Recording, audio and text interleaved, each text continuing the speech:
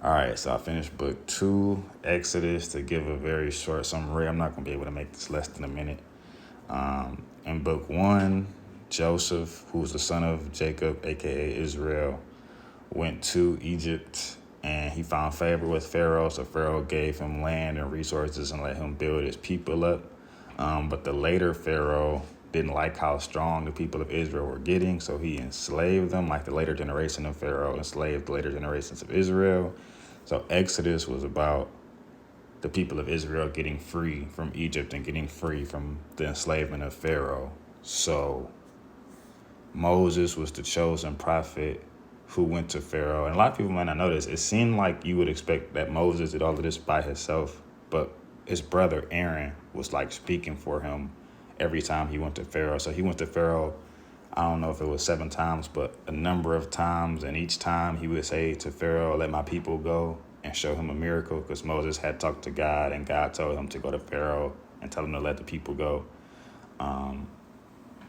He would show him something and say, this is like God's power, let the people go. And Pharaoh would say, no. Then he's like, if you don't do it, God gonna curse you. So God cursed him one time. Then he went back and Pharaoh was like, all right, I'll let y'all go. But he was really lying. So it was like stubbornness. It happened 7 times before Pharaoh. And the curses got worse and worse before Pharaoh actually let him go. So Pharaoh was very stubborn. But one thing that was interesting is like the Bible kept referencing that God had hardened Pharaoh's heart intentionally. So that's kind of like something to think about. Like, did God want him to be stubborn, to make him, an example?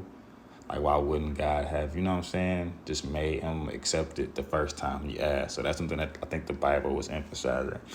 So, boom, we just going to skip ahead because it was a long book and I want to make this short. People got free. And one thing that was interesting is they were super stubborn.